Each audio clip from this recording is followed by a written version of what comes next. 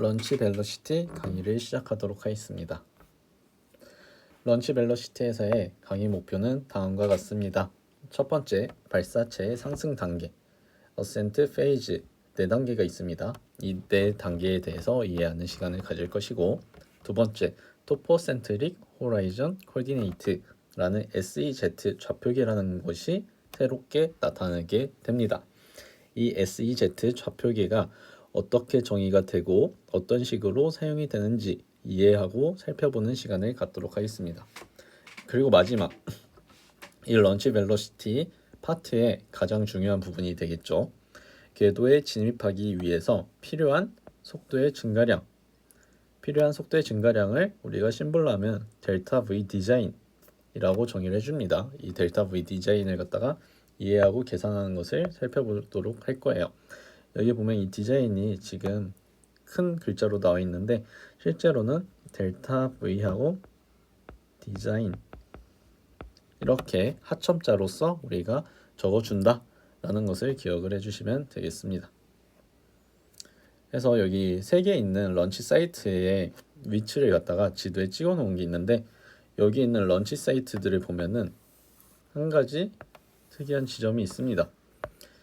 각각 나라의 가장 저고도의 위치에, 저위도의 위치에 런치 사이트가 위치해 있고, 여기 5번, 6번, 13번과 같이 적도에 가까울 곳에다가 런치 사이트를 웬만하면 이렇게 만들려고 하는 경향이 있습니다. 왜 여기에서 저위도 혹은 적도와 가까운 곳에다가 런치 사이트, 발사대 위치를 설정을 하는지 한번 살펴보는 시간을 갖도록 할 것이고, 우리나라에 있는 고흥에 있는 발사대 역시 내륙을 기준으로 해서 보면은 아주 남쪽, 한반도의 남쪽에 붙어 있는 곳에다가 이렇게 만들어 놓은 것을 살펴볼 수가 있습니다. 왜 그렇게 남쪽 저위도에다가 이 발사대를 갖다가 설치를 하는지 한번 살펴보도록 하겠습니다. 그래서 첫 번째, 우리가 이 비행체를 발사할 때 4가지 단계가 있다고 했었어요. 발사체의 상승 단계라고 우리가 불러줬었는데, 이 단계 4가지에 대해서 살펴보도록 할게요. 첫 번째, 제1단계는 수직 상승 단계가 있습니다. 이 수직 상승 단계는 무엇이냐? 단시간 내에 고도를 획득해서 고밀도의 대기를 벗어나는 것이 목표입니다. 고밀도의 대기를 벗어난다는 소리는 우리가 항력을 최소화시킨다.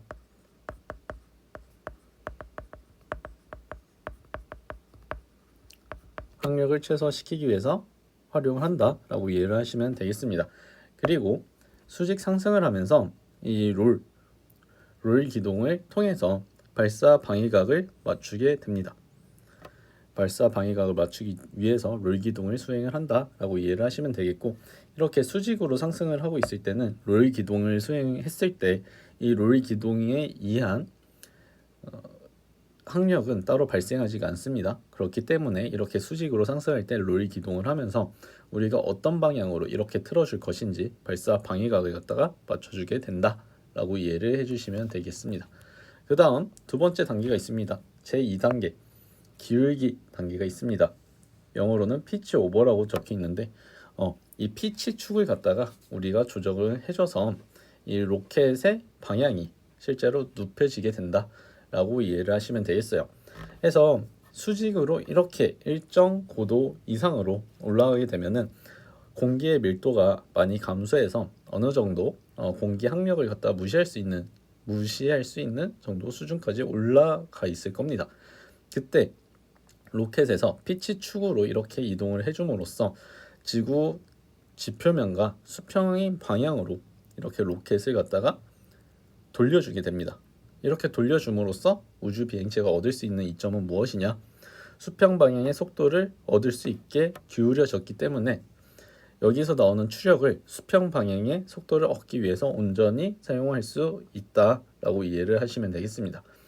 그러면 왜 수평 방향 속도를 얻어야 되는지 생각을 해보면은, 우리가 지구를 탈출하기 위해서는 일정 속도 이상의 속도를 갖고 있어야 되는데 그것을 바로 지구 탈출 속도라고 합니다. 근데 그 지구 탈출 속도를 우리가 효율적으로 만들기 위해서는 이렇게 지구 표면과 평행 방향으로 계속 회전을 해주게 되면은 지구 중력과 여러 가지 작용 요인으로 인해서 가속이 되게 돼요. 그렇기 때문에 우리는 피치 오버라는 기울기 단계를 통해서 지구 표면과 평행 상태로 만들어주고 이 속도를 가속시켜 줌으로써 지구를 탈출할 수 있는 그런 속도를 얻게 됩니다. 그 다음 3단계가 있습니다. 3단계는 중력선회라고 합니다. 이 중력선회는 우리가 피치 오버 기동을 시작을 하면서 속도를 증가해 주면은 어느 순간에 이 중력에 의해서 속도 벡터가 점점 더 수평 방향으로 기울어지면서 가속이 되는 현상이 생기게 돼요. 그래서 이 단계를 갖다 중력선회 단계라고 하고, 여기 아래에 있는 영어를 보면은 위에 있는 것과 동일하게 이 중력이 여기에 있는 비행체의 기다란 부분이 있죠. 이 기다란 부분에 대한 힘을 갖다 이렇게 만들어줘서 얘네가 수평 방향으로 만들어져서 추력을 갖다가 온전히 수평 방향의 속도로 낼 수 있도록 도와주는 단계이다 라고 이해를 해주시면 되겠습니다. 그 다음 네 번째 진공 단계가 있습니다. 이 진공 단계는 우리가 수직 상승을 통해서 고밀도의 공기를 벗어나고 이런 피치 오버과 그래비티 턴이라는 단계를 통해 갖고 가속을 하면서 비행체가 갖게 되는 운동 에너지가 점점 커지게 돼요.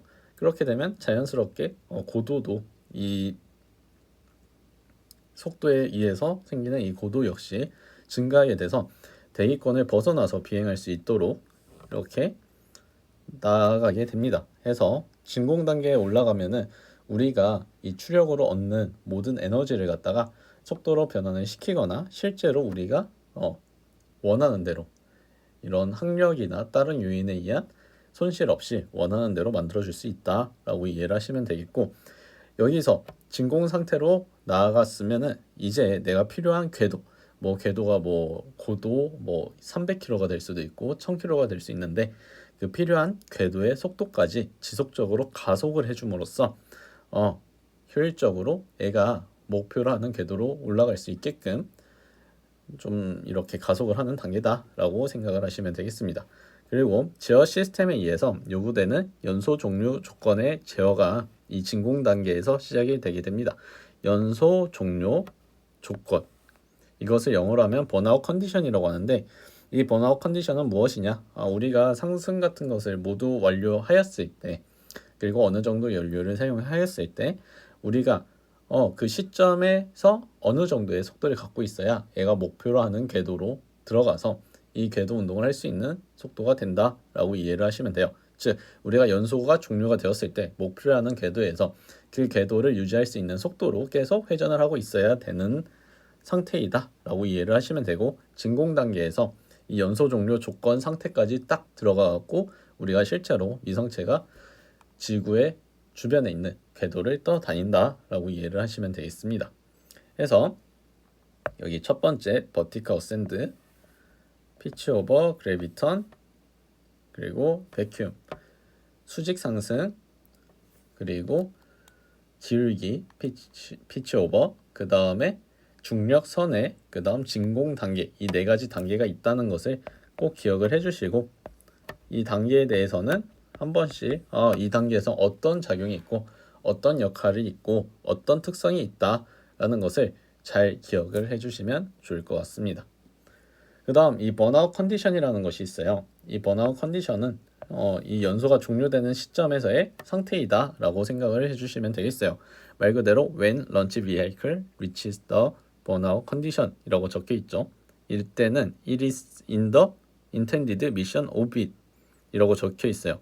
그래서 만약에 어느 한 런치 비하이클이라는 우주 발사체가 번아웃 컨디션에 들어가 있다고 하면은 그것은 요 원래 목표로 했던 미션 임무 궤도에 들어가 있는 상태이다 라고 이해를 하시면 되겠어요. 그래서 여기도 보면은 여기 발사지에서 이렇게 수직으로 올라간 다음에 자연스럽게 이렇게 기울기를 통해서 턴오버를 해준 다음에 진공 상태에서 속도를 증가해 줌으로써 어느 시점까지 들어가게 돼요. 그랬을 때 이 번아웃이 돼야 되는 고도랑 이 비행 경로각을 갖고 있을 때 번아웃 속도를 갖게 되면서 A는 최종적으로 목표로 하는 궤도에 들어가야 된다라고 이해를 해주시면 되겠습니다. 그래서 우린 첫 번째 발사체의 상승 단계와 이 번아웃 컨디션에 대해서 살펴보았어요. 그럼 이제 오늘 수업 목표의 두 번째 단계 토포센트릭 호라이전 코디네이트 즉 SEZ 좌표계에 대해서 한번 살펴보도록 하겠습니다. 이 SEZ 좌표계는 이렇게 이해를 하시면 돼요. SEZ S는 사우스, E는 이스트, 그리고 Z는 제니스 해서 남쪽과 동쪽과 그리고 수직 방향 이 세 가지 방향으로 이루어진 좌표계다 라고 이해를 하시면 되겠습니다. 그래서 우리가 생각하고 있는 어느 한 발사대의 위치가 이렇게 생성이 되게 돼요. 이렇게 발사대의 위치가 생성이 되게 되면은 이 발사대를 기준으로 평면인 면이 이 발사대에 있는 지면과 접한다 라고 가정을 합니다. 접한다. 이게 지면과 접하는 면이다 라고 이해를 하시면 돼요. 그러면 이 발사지의 위치에 지면과 접하는 면이 하나가 생기죠. 그랬을 때 이 면을 기준으로 해서 우리가 SEZ 좌표계라고 했으니까 말 그대로 남쪽과 동쪽과 그리고 수직 방향의 축을 갖다 만들어주면 되겠어요. 그래서 이렇게 만들어주고서 이 발사지 위치를 기준으로 동쪽 그리고 남쪽 그리고 여기서 수직축 이 Z는 이 SE 평면에 대해서 수직입니다. Z는 SE 평면에 대해 수직이다 라는 것만 잘 기억을 해주시면 되겠어요. 기본적으로 이 SEZ 좌표계 역시 세 가지 방향 벡터로서 구성이 되어 있습니다. 세 가지 방향 벡터로 구성이 되어 있다. 세 가지 방향 벡터이다. 이 소리는 우리가 흔히 알고 있는 I, J, K 좌표계와 동일하게 이 세 가지 방향 벡터의 조합을 통해서 모든 속도의 크기, 방향, 그리고 그런 변화율 같은 것들도 우리가 모두 다 확인을 할 수 있게 됩니다. 그래서 이 SEZ 좌표계를 사용해서 우리가 여기에 있는 발사대에서 발사가 된 위성체 혹은 발사체의 속도의 크기, 방향 등등의 여러 가지 정보를 갖다가 정리를 해서 활용을 할 수 있게 된다라고 이해를 해주시면 되겠습니다. 그러면 여기에 있는 SEZ 좌표계를 통해 갖고 우리는 이제 우리가 한 발사체를 목표로 하는 궤도에 올리기 위해서는 어느 정도의 속도를 제공을 해야 되는지 계산을 해서 적용해 줄 수가 있게 됩니다. 해서 이 SEZ 좌표계는 동쪽, 남쪽, 그리고 수직측 방향으로 우리가 단위 벡터를 만들어주고 이 세 가지 방향의 단위 벡터로서 속도의 크기를 계산하고 방향도 알려준다 라고 이해를 해주시면 되겠어요. 그럼 이제 넘어가서 본격적으로 이 시간 런치 벨로시티에 걸맞는 델타 V 디자인 발사체가 제공해야 되는 설계 속도를 어떻게 계산을 하는지를 갖다 살펴보도록 하겠습니다. 발사체가 제공해야 되는 설계 속도 델타 V 디자인이라는 것은 델타 V 니디드 필요한 속도에다가 델타 V 로스를 갖다 더해주면 돼요. 그래서 델타 V 로스가 무엇이냐? 이 로스는 항력 등에 의해서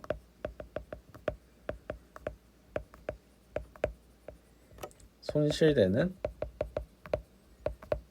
속도가 있을 거예요. 그 속도를 보상해준다 라는 개념으로 적용이 된다 라고 이해를 해주시면 되겠습니다. 그래서 이 델타 V 디자인은 우리가 실제로 아무런 영향, 중력에 의한 영향이라든지 공기 항력에 의한 영향이라든지 이런 방해가 되는 요소들을 제외했을 때 순수히 필요한 속도가 있을 거예요. 그것을 델타 V 니디드 필요 속도라고 우리가 불러주고 있는데 그 필요 속도에다가 델타 V 로스, 손실 속도라고도 불러줍니다.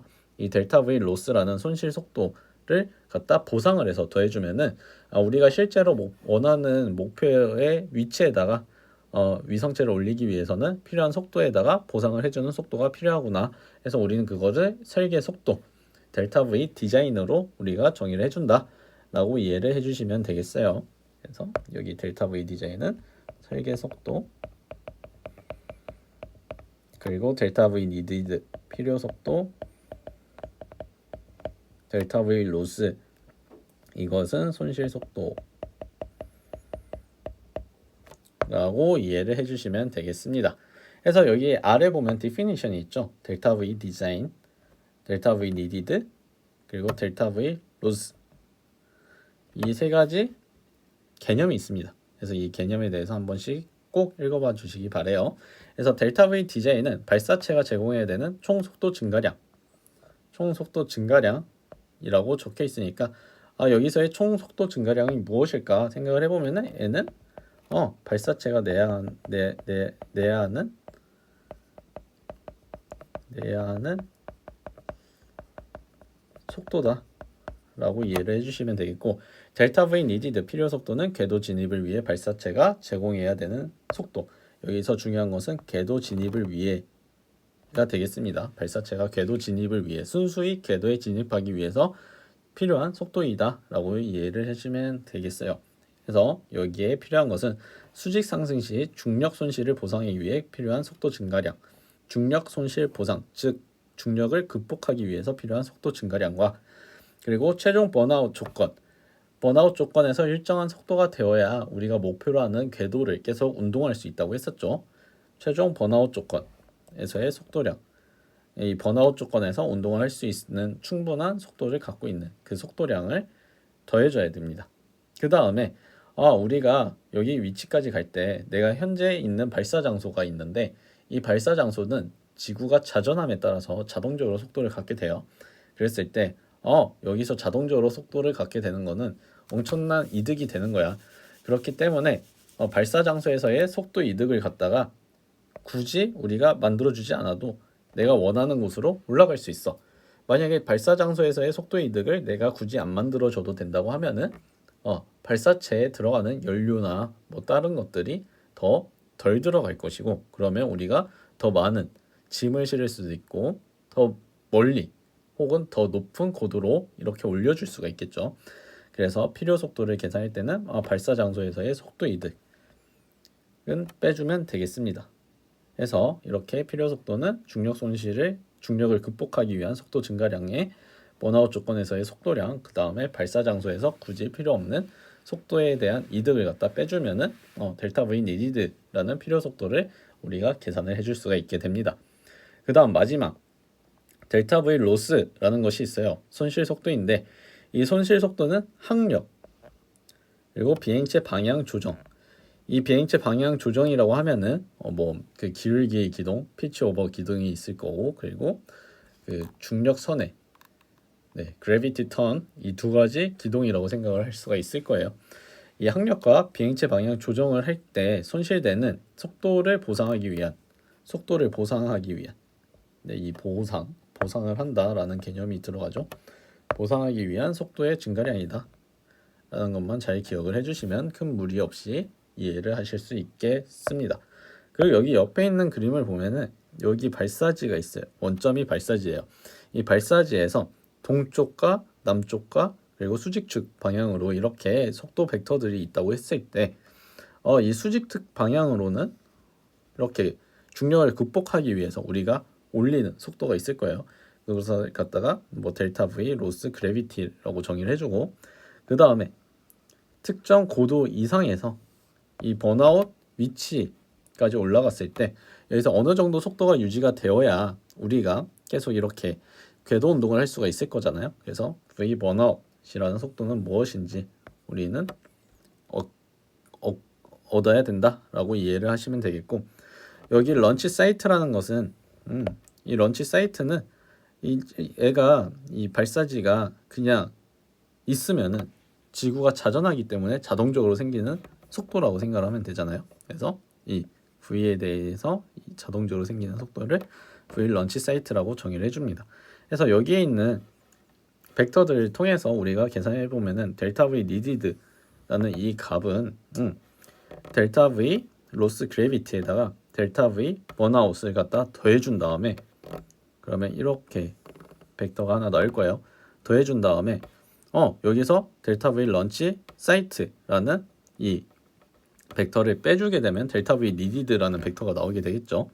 그래서 델타 V needed는 뭐 델타 V 로스 그래비티 플러스 V 번아웃 빼기 V 런치 사이트를 해주면 되겠구나 라는 것도 우리가 여기에 있는 그림으로부터 또 얻어낼 수 있는 정보입니다. 그래서 우리가 이 벡터를 갖다가 읽고서 이해할 수 있으면은 여러 가지 요소를 이해할 수 있다 라고 이해를 해주시면 되겠어요. 그래서 다음 슬라이드로 넘어가면은 여기에 보면은 델타 V needed and 델타 V loss라는 게 있어요. 델타 V needed랑 델타 V loss가 어떤 식으로 구성이 되고 어떤 식으로 정리가 되는지를 갖다 한번 살펴보도록 하겠습니다. 델타 V needed 필요 속도가 되겠죠. 델타 V needed의 구성 요소로는 임무 요구 조건 만족을 위한 발사체 전체 발사체에 대한 전체 속도 변화가 있다라고 이해를 해주시면 되겠어요. 그래서 델타 V needed는 델타 V 번아웃에다가 로스 그래비티를 더해주고 런치 사이트의 속도를 빼준다고 했었죠. 이것은 바로 앞 슬라이드에 있던 요 그림과 결을 같이 한다 라고 이해를 해주시면 되겠어요. 해서 여기 델타 V needed라는 이 벡터를 구하기 위해서는 델타 V 로스 그래비티에다가 번아웃을 더해주고서 런치 사이트의 값을 빼주면 된다 라는 것만 잘 기억을 해주시면 되겠어요. 그래서 이 델타 V needed를 계산하기 위해서는 각각 번아웃, 로스 그래비티, 런치 사이트 각각의 요소 속도들을 갖다가 계산을 한 다음에 SEZ 좌표계를 사용을 해서 각각 단위 벡터 방향의 힘들을 더해주고 빼주고 함으로써 우리가 계산을 하면 된다 라고 이해를 해주시면 되겠습니다. 그래서 각 구성 요소를 갖다가 SEZ 좌표계에 표시하고 벡터의 합을 갖다가 계산을 해주면은 최종적인 델타 V needed의 방향과 크기가 나오게 된다 라고 이해를 해주시면 되겠어요. 그리고 델타 V loss라는 손실 속도가 있습니다. 이 손실 속도 같은 경우는 사실 발사체에 따라서 달라지게 돼요. 그래서 이게 획일화된 그런 값이 아니라 발사체의 종류, 그리고 발사체의 특성, 그리고 발사하고자 하는 고도의 위치, 궤도의 고도 이런 것들에 따라서 변화하게 되는 것인데 우리는 우주공학 개론에서는 굳이 그렇게 정밀하게까지 계산을 수행할 필요가 덜합니다. 그렇기 때문에 우주공학 개론에서는 델타 V loss라는 것은 해석의 간단함을 위해서 만약에 우리가 이 손실 속도에 대한 다른 언급이 없다라고 하면은 1.5km/s라고 정의를 해준다라는 것만 기억을 해주시면 되겠습니다. 따로 문제에 델타 V loss가 무엇이다라고 주어지지 않으면 1.5km/s라고 이해를 하시면 충분할 것 같습니다. 그래서 이렇게 그래 델타 V needed 뭐 로스 이렇게 구성이 되는 건 알겠어. 그러면 이제 번아웃, 로스 그래비티, 런치 사이트는 어떻게 계산을 하니가 궁금하잖아요. 그래서 이 다음 슬라이드부터 번아웃 계산하는 방법, 로스 그래비티 계산하는 방법, 그 다음 런치 사이트 계산하는 방법을 갖다가 한번 살펴보도록 하겠습니다. 네, 첫 번째로 이 번아웃을 갖다 계산하는 방법을 한번 살펴보도록 할게요. 이 번아웃 같은 경우는 얘가 비행을 해서 이제 궤도에 들어가기 직전의 속도이다 라고 이해를 하시면 되겠어요. 그래서 일반적으로 이 번아웃 속도 같은 경우는 궤도의 근지점을 목표로 해서 발사를 합니다. 왜 그러냐면 근지점에다 우리가 발사를 해줘야 제일 최단 거리로 궤도에 안착을 할 수 있겠죠. 그렇게 안착을 하게 되면은 우리가 일단 궤도를 쫓아가기 위해서 아주 먼 시간 동안 움직일 필요가 없으니까 웬만한 연료를 갖다가 아끼면서 최소의 연료 소모량으로 우리가 궤도에 안착할 수 있는 것이 된다라고 이해를 해주시면 되겠어요. 그래서 일반적으로 궤도의 근지점으로 발사가 되면서 이 근지점 같은 경우는 궤도 상에서 위치 에너지가 0이 되고 운동 에너지가 최대가 되는 특이한 점이다 라는 것만 기억을 해주시면은 이 힌트를 갖고서 우리가 번아웃 때의 속도를 갖다 계산해 줄 수가 있게 됩니다. 그래서 V 번아웃이라는 속도는 이렇게 정의가 되게 됩니다. V는 루트 2배의 R분의 뮤 플러스 엡실론으로 정의가 되죠. 이 식은 어디서부터 유도가 되었느냐?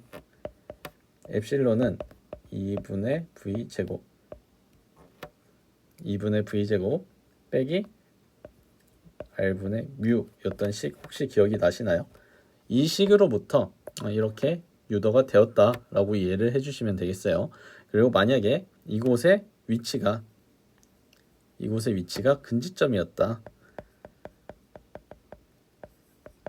라고 하면은 R은 RP가 되겠죠.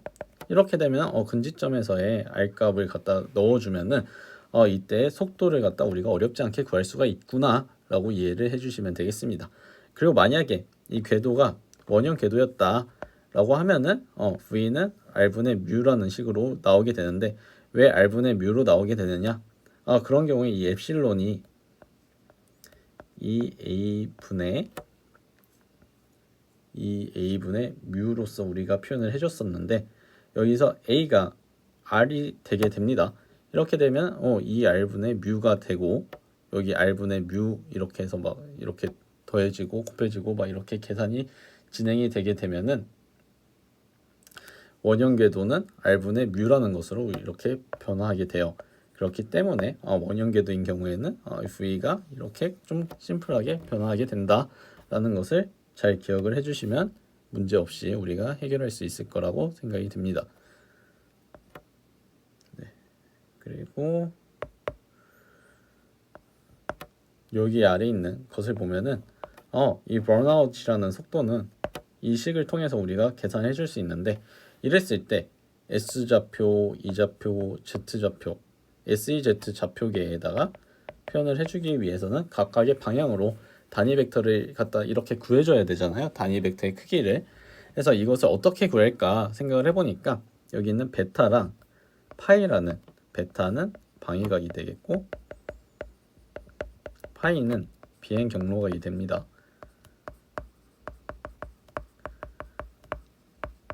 이 방위각과 파이라는 비행 경로각을 통해서 우리가 이 V 번아웃을 갖다가 SEZ 좌표계로 분해해서 표현을 해줄 수가 있어요. 그래서 이것을 보면은 번아웃 S 방향은 마이너스 번아웃 속도에다가 코사인 파이 코사인 베타 이 비행 경로각과 방위각의 코사인을 취한 것을 곱해준 것으로 우리가 정의를 해주면 되고 동쪽 방향으로 가는 거는 번아웃 속도에다가 코사인 파이 사인 베타를 갖다가 곱해주면 됩니다. 이 파이는 비행 경로각, 베타는 방위각이 된다라는 거 잘 기억해 주세요. 그 다음 Z축으로는 V 번아웃 사인 파이라고 이렇게 주어져 있는데 파이는 비행 경로각으로서 비행기가 이 발사체가 이렇게 이동하고자 하는 방향의 각도를 갖다 표현을 한다라고 이해를 해주시면 되겠어요. 그래서 이 파이랑 베타가 있는데 이 파이랑 베타가 각각 비행 경로각과 방위각이라는 거 기억을 잘 해주시고 여기 보시면 SEZ 좌표계에서 이 번아웃이라는 속도 벡터가 이렇게 주어져 있다고 했을 때 여기서 북극 방향으로부터의 각도인 방위각을 통해서 얘가 이 Z축으로부터 얼마만큼 떨어져 있는지를 알 수가 있고 그 다음에 이 비행 경로각 같은 경우는 이 번아웃이라는 것이 번아웃 속도에서 얘는 궤도의 접선 방향으로 움직이게 될 거예요. 그렇게 접선 방향으로 움직이게 되면은 이 비행 경로각과 내가 있는 위치와 이루는 각도를 갖다 구해줄 수가 있습니다. 그러면 그 각도를 토대로 해서 우리가 계산을 해준다라고 이해를 해주시면 되겠고 V 번아웃이라는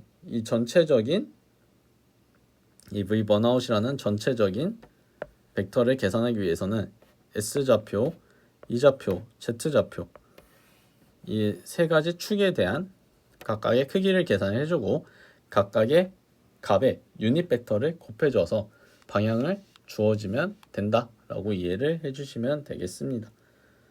그래서 이렇게 우리가 번아웃 벨로시티를 계산할 수 있다라는 것을 기억을 해주시면 되겠어요. 그러면 이 번아웃 벨로시티를 살펴볼 때 방위각이 뭐지? 라고 궁금했을 거예요. 방위각은 어떻게 정의가 되는지 설명하도록 하겠습니다. 방위각은 베타라는 심볼로 우리가 표현을 해주고, 이 베타라는 심볼은 어떻게 정의가 되냐면 여기 있는 북쪽 방향에 어느 한 방위가 있어요. 그래서 우리가 그냥 어떤 지표면에 서 있고 북쪽 방향을 보면은 이 북쪽이 있죠. 그랬을 때 이 북쪽 방향으로부터 내가 서 있는 위치랑 북쪽 방향으로부터 시계 방향으로 가면서 이루는 이 각도가 있습니다. 이 각도를 갖다 베타 방위각이라고 우리가 표현을 해준다라고 이해를 하시면 되겠어요. 그래서 여기서 만약에 내가 뭐 동쪽을 보고 싶다라고 하면은 방위각을 기준으로 하면은 뭐 90도를 해주면 여기가 이스트라는 동쪽이 된다라고 이해를 해주시면 되겠어요. 이스트라는 동쪽이 된다라고 이해를 해주시면은 이 방위각이라는 거는 그냥 북극을 기준으로 시계 방향으로 숫자가 커지면서 이 각도가 어느 방향을 가리키고 있는지를 갖다가 알려주는 값이다라고 이해를 해주시면 되겠습니다. 그리고 여기 플라이 패스 앵글이라는 비행 경로각이 있어요. 이 비행 경로각은 무엇이냐? 지구의 중심으로부터 비행체가 있죠. 이 비행체가 이루는 사이의 각인데 어떻게 이루는 각이냐? 비행체가 이루는데 여기서 90도만큼 이루는 각에서 90도만큼 뺀 값이 비행 경로각이 된다라고 이해를 하시면 되겠어요. 엄밀히 말하면 지구 중심으로부터 어느 한 위성체나 물체가 있을 때 애가 움직이는 방향과 대비해서 애가 움직이는 궤적이 있을 거예요. 그 궤적의 수직이고 이 움직이는 이 속도가 수직인 궤적과 이루는 각도를 갖다가 비행 경로각이라고 이해를 하시면 되겠습니다. 그래서 이 비행 경로각을 통해서 이 위성체가 어느 방향으로 움직이게 될 것인지도 어느 정도 예측을 해줄 수가 있게 됩니다. 그래서 그 예측된 값을 갖고서 우리가 상당히 많은 정보를 갖고 얘네는 어떤 식으로 움직이고 어떤 방향으로 갈 것이다 라고 이해를 할 수가 있겠습니다. 그리고 특이하게도 이 비행 경로각 같은 경우는 근지점과 여기 있는 원지점 방향에서는 비행 경로각이 서로 0이 되게 됩니다. 그 이유는 이 근지점과 원지점에서는 속도 벡터가 지구 중심과 이루는 각도가 90도가 되게 되고, 이렇게 되면은 이 수직인 평면과 이루는 각도가 비행 경로각으로 정의가 되었는데 수직인 평면이 속도 평면과 동일해지기 때문에 이때는 비행 경로각이 0이 되는구나 라고 이해를 해주시면 되겠습니다. 그 다음 비행 경로각인데 이 원형 궤도인 특이한 경우가 있어요. 원형 궤도인 경우에는 어떻게 해주면 되느냐? 원형 궤도인 경우에는 항상 얘가 움직이는 속도는 이 궤도와 수직인 방향이 될 거예요. 그렇기 때문에 이런 경우에는 비행 경로각은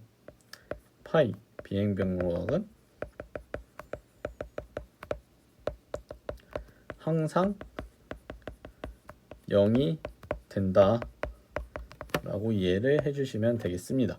그래서 이런 원형 궤도에서는 비행 경로각이 항상 0이 된다 라는 사실만 잘 기억을 하면 어렵지 않게 우리가 문제를 해결을 할 수가 있다 라고 이해를 해주시면 되겠어요. 그 다음 로스 그래비티 벨로시티라는 파트를 한번 보도록 할게요. 이거는 중력에 의해서 잃는 속도를 갖다가 어떻게 계산을 할까 라고 이해를 하시면 되겠어요. 그래서 이 목표는 원하는 고도에 도달했을 때 원하는 PE, 포텐셜 에너지라고 하죠. 원하는 위치 에너지를 확보할 수 있는 그 속도를 갖다가 로스 그래비티 벨로시티라고 우리가 정의를 한다라고 이해를 해주시면 되겠어요. 그래서 여기 왼쪽에 있는 항에는 레프트 핸드, 라이트 핸드 각각의 항이 있죠. 왼쪽 항에는 specific energy over launch vehicle needed at the launch altitude라고 적혀 있죠.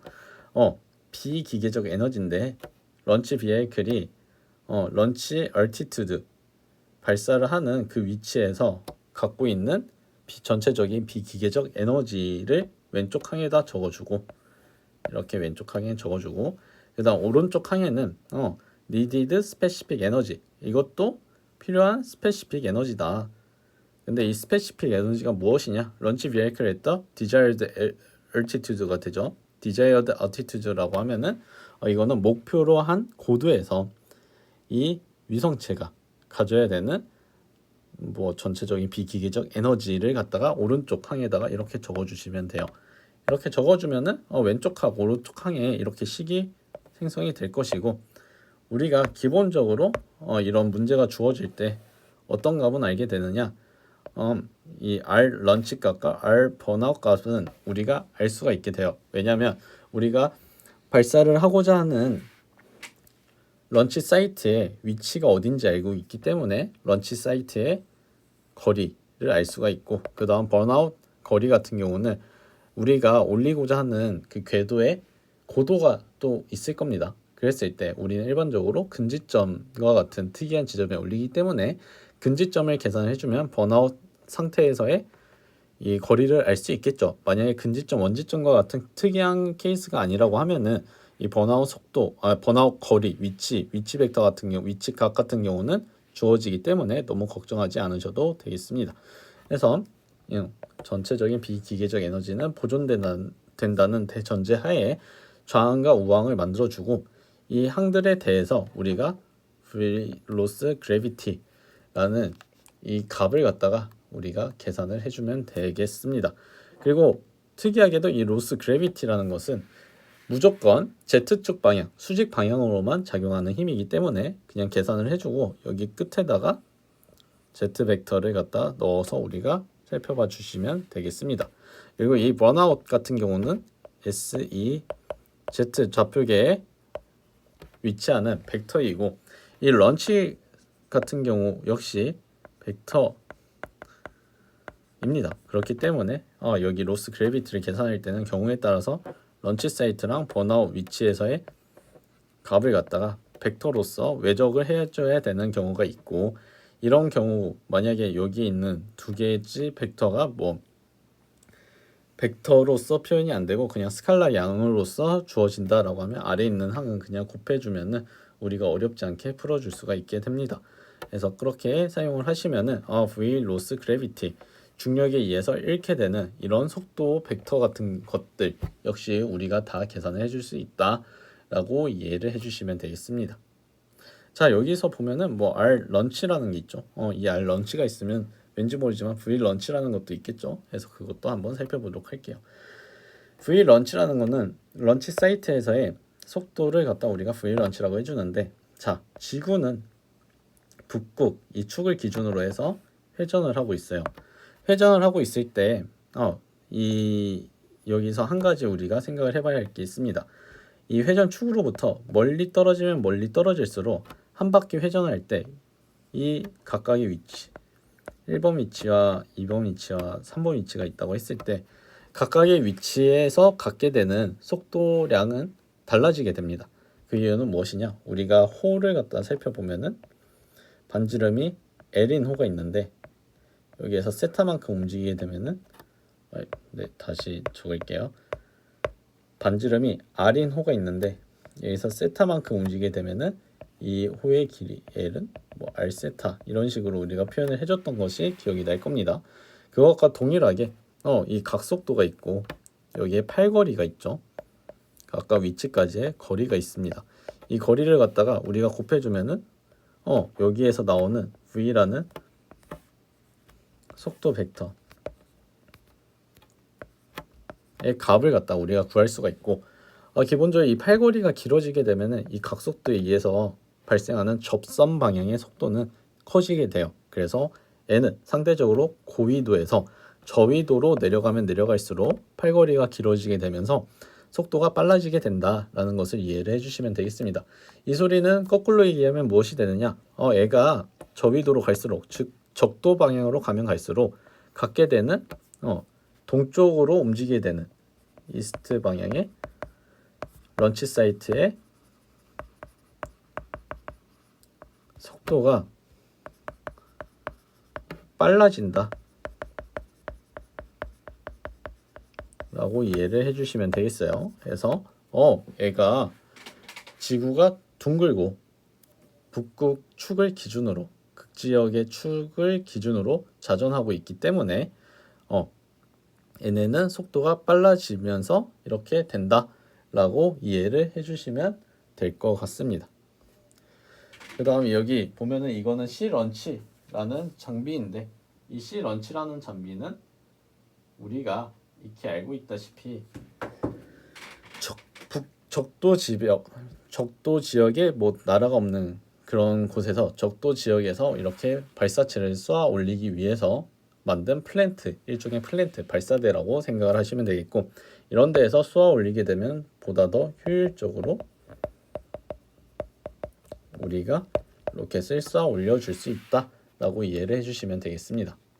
그리고 이거는 왜 동쪽 방향으로 발사하고 이렇게 했을 때 이 각속도는 이 접선 방향의 속도는 왜 길어지면 길어질수록 빨라지는지 이런 정보가 있는 건데, 이런 거는 한 번씩 기하학적으로 관심이 있다면 한 번씩 살펴보면은 큰 무리 없이 이해를 할 수 있을 거라고 생각이 됩니다.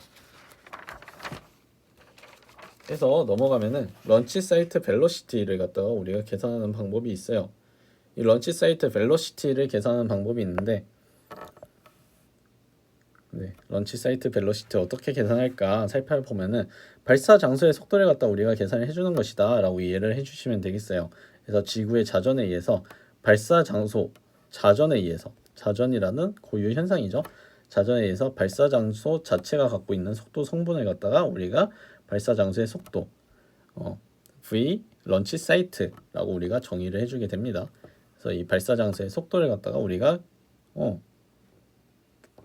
자전으로 생기는 것이기 때문에 계산을 당연히 해줄 수 있다라고 이해를 해주시면 되고, 이 발사 장소 속도는 발사체의 가속을 도와주는 역할을 합니다. 가속을 도와주기 때문에 전체적으로 우리가 사용하는 에너지를 절약을 시켜주는 효과가 있게 된다라고 이해를 해주시면 되겠어요.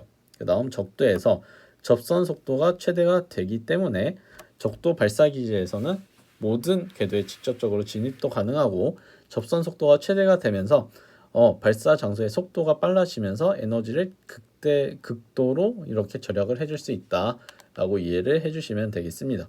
그래서 R런치라는 런치 사이트의 그 거리 벡터, 위치 벡터 같은 경우는 지구 반지름에다가 그 해당 발사대 위치의 위도를 갖다 코사인으로 곱해주면은 우리가 자전 효과를 나타내주는 R런치라는 값을 구해줄 수가 있게 됩니다. 그래서 이 R런치를 구해주면은 이 R런치라는 위치 벡터 값을 갖다가 여기에 있는 각속도랑 곱해줌으로써 런치 사이트에서의 속도를 갖다가 우리가 계산해 줄 수 있다라고 이해를 해주시면 되겠어요. 그래서 여기에서 구한 R런치 값을 이렇게 넣어주고 대입을 해주면은 이런 식으로 계산을 해줄 수 있고, R2랑 오메가 2를 갖다가 살펴보니까 여기 L0 같은 경우는 발사대에 따라 달라지는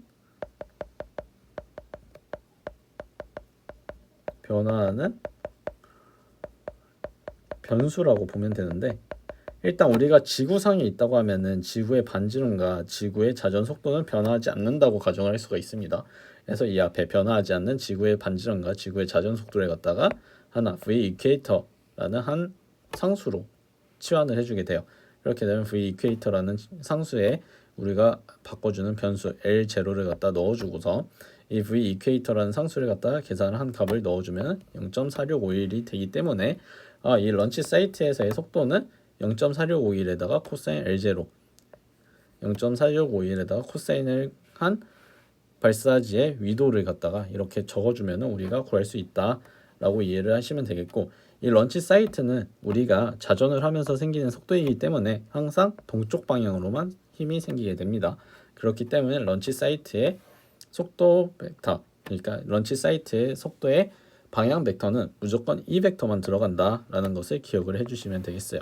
그래서 이 V 런치 사이트는 0.4651 km/s에다가 코사인 L0를 곱해주고 여기에 이 벡터, 동쪽 방향으로 가는 이 벡터를 갖다가 추가를 해준 것과 동일하다 라고 이해를 해주시면 되겠습니다. 그래서 이렇게 우리가 발사 장소의 속도까지 계산을 해보았어요. 그러면 마지막으로 우리가 디자인 벨로시티를 계산하기 위해서 우리가 여기 있는 needed 속도를 갖다가 한번 살펴보도록 할게요. 그래서 needed 속도는 어떻게 구성이 되느냐, 이 델타 V 로스 그래비티,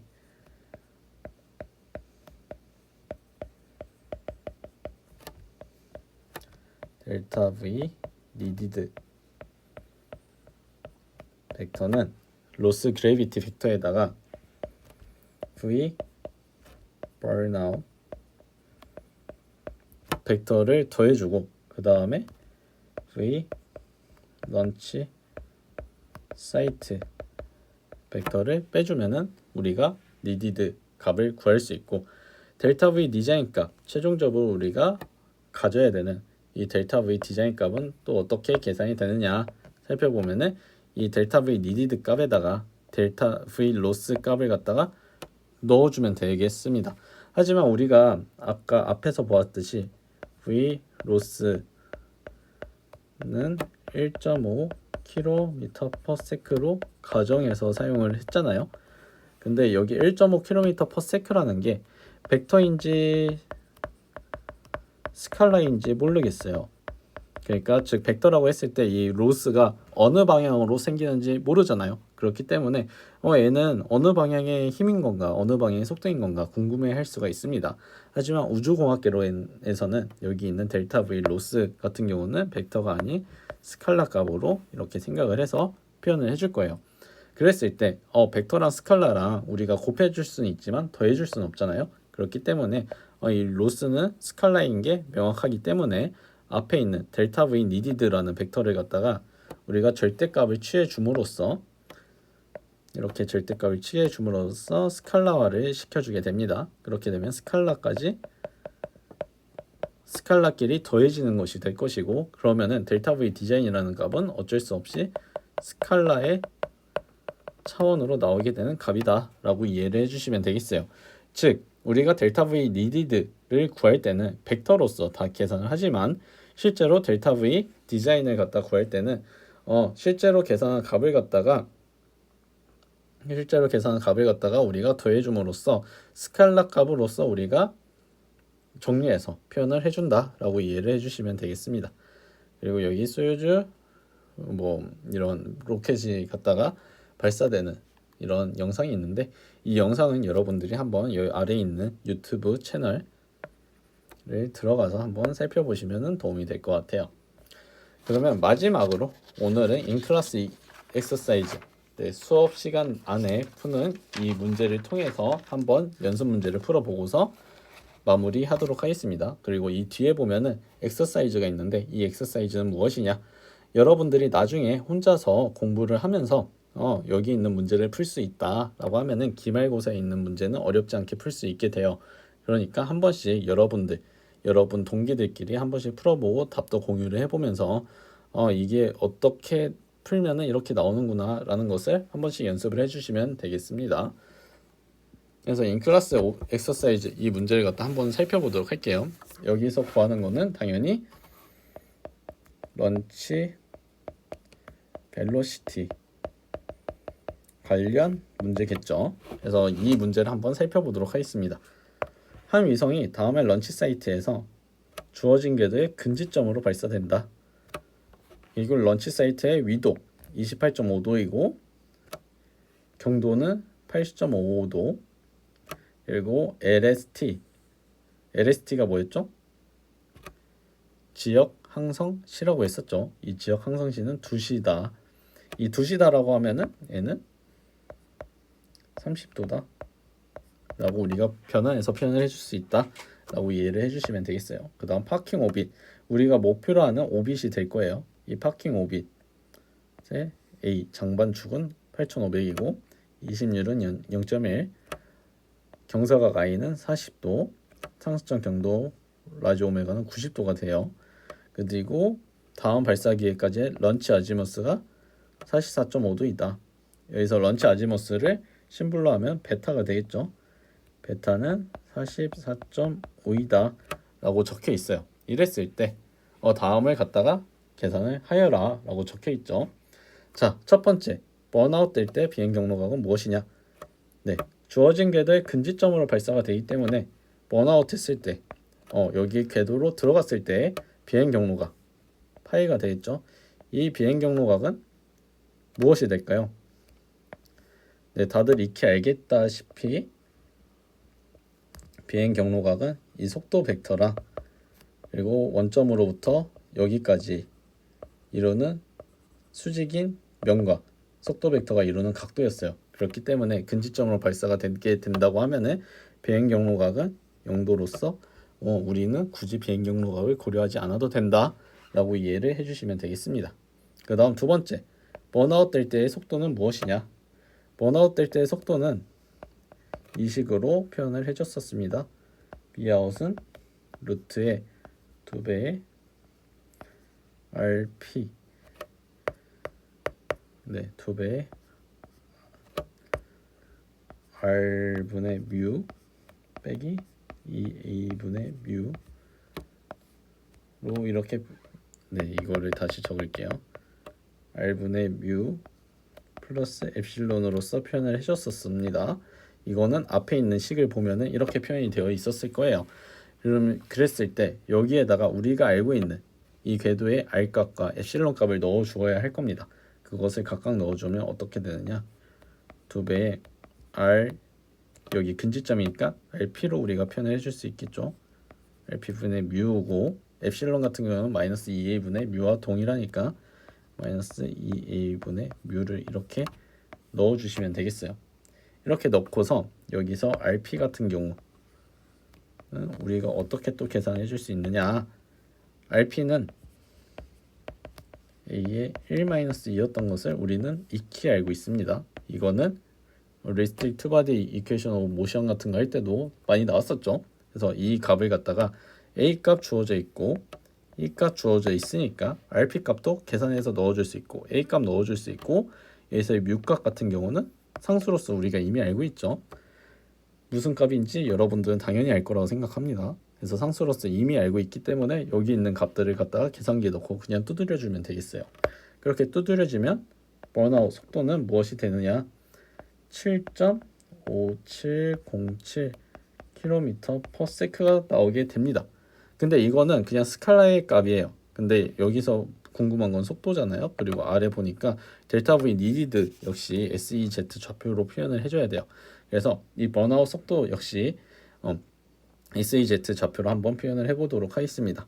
SEZ 좌표로 표현을 해주면 이렇게 되죠. 마이너스 burnout 코사인 파이 코사인 베타 그리고 V burnout 코사인 파이 사인 베타 그리고 V burnout 사인 파이로 하고 각각 위치에 S, E, Z 벡터가 이렇게 곱해지게 돼요. 그래서 L을 갖다가 계산하는데 파이는 0이었고 베타는 44.5였죠. 파이는 0이었으니까 N은 1이 되고 E도 1이 되고 N은 0이 되죠. 그래서 파이가 0이기 때문에 이 세 가지 여기 있는 코사인 텀은 우리가 간편하게 지울 수 있었고 베타가 44.5도예요. 44.5도. 그러면 여기에 그냥 사인 베타, 코사인 베타를 넣고 V 번아웃 7.5707에다가 각각의 값들을 곱해주면은 우리는 이런 식을 얻을 수 있게 됩니다. 마이너스 5.3998 그 다음에 5.3064 그리고 0 하고 SEZ 방향으로 이렇게 존재한다라는 사실을 알 수가 있죠. 여기 첫 번째 보면 마이너스 5.3998 S 벡터라고 적혀 있죠. 이 소리는 동쪽이 아니라 서쪽으로 애가 움직이고 있다라고 이해를 하시면 되겠어요. 그래서 우리는 번아웃 속도를 갖다가 이렇게 계산을 해줬다라고 이해를 해주시면 되겠습니다. 그래서 두 번째 번아웃 될 때 속도를 갖다 우리가 계산을 해줬습니다. 그 다음 세 번째 델타 V needed는 무엇이냐? 델타 V needed는 어떻게 우리가 정의를 해줬는지 살펴보면은 이 델타 V needed는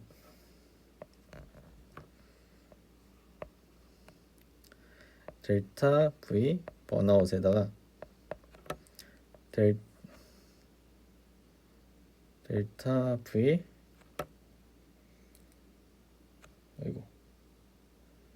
로스 그래비티, 그리고 여기에서 델타 V 런치 사이트 속도를 뺀 것으로 정의가 되었었어요. 그렇기 때문에 이것을 계산하기 위해서 번아웃, 로스 그래비티, 런치 사이트 이 세 가지 요소를 갖다 각각 계산해 주면 되겠습니다.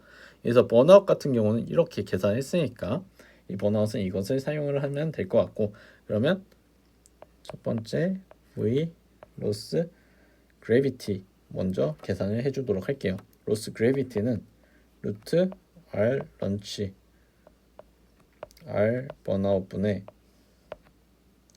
2배의 뮤 R 번아웃 빼기 R 런치로 우리가 정의가 되는 것을 기억을 하고 있습니다. 그래서 여기 번아웃과 런치의 값을 갖다가 여기다 대입을 해주고 계산을 해주면은 4.5586 킬로미터 퍼 세크로 계산이 나오게 됩니다. 그래서 이 로스 그래비티 같은 경우는 이렇게 계산이 나오고, 그리고 V 로스 그래비티 벡터 같은 경우는 Z축으로 발생하는 힘이죠. 그렇기 때문에 4.5586 킬로미터 퍼 세크를 하고 Z축 이렇게 적어주시면 되겠어요. 그래서 이 로스 그래비티 같은 경우는 4.5586이라는 값을 갖게 되는구나 라고 이해를 해주시면 되겠고, 두 번째 런치 사이트 속도가 있죠. V 런치 사이트 같은 경우는 R2 코사인 L0에 오메가를 곱한 것으로 정의가 되었었고, 이거는 앞에 0.408 어쩌고에다가 코사인 L0를 곱한 것과 동일했었죠. 얘를 갖다 계산해 주면은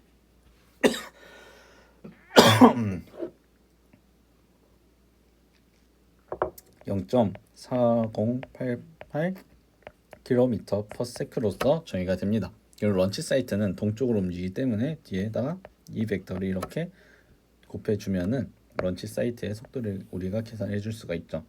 그래서 이렇게 나온 속도를 갖다가 SEZ 좌표로 표현을 해야 되니까 번아웃 SEZ 좌표에다가 넣고서 우리가 계산해 주면은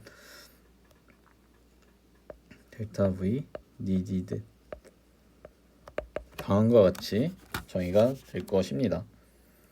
여기 위에 있는 S끼리 더해주고 E끼리 더해주고 Z끼리 더해주고 빼주고 이렇게 진행을 해주면은 어떤 값이 나오느냐, 마이너스 5.3998 그리고 4.8976 4.5586의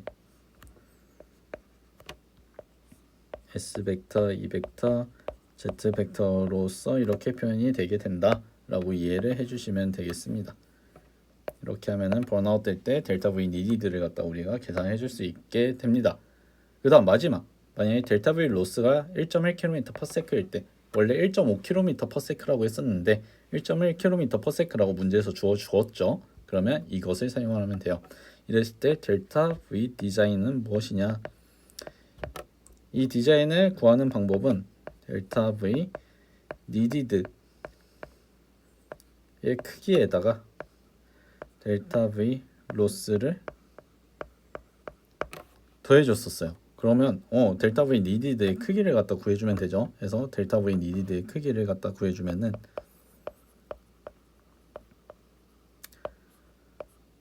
어렵지 않죠? 여기 있는 세 가지 값을 갖다 제곱해서 더해주고서 루트를 씌워주면 돼요. 그러면은 8.5979 km/s가 나오게 돼요. 그러면 이 값을 갖다가 이곳에 대입을 해서 계산을 해주면은 델타 V 디자인 같은 경우는 8.5979에서 1.1km를 더해주니까 9.6979 km/s가 된다 라고 이해를 해주시면 되겠습니다. 해서 우리가 최종적으로 계산을 해보니까 델타 V 디자인은 9.6979 km/s로서 계산이 되었다 라는 것을 기억을 해주시면 되겠습니다. 그래서 이렇게 런치 벨로시티 파트에 대해서 이렇게 살펴보았고 계산까지 진행을 해보았습니다. 그러니까 여러분들도 이 복습을 하면서 뒤에 있는 엑서사이즈 이 문제를 갖다 풀어보면서 나중에 기말고사 시험도 잘 준비를 해주시면 좋을 것 같습니다. 그러면 오늘 수업은 여기서 마무리하도록 하겠습니다.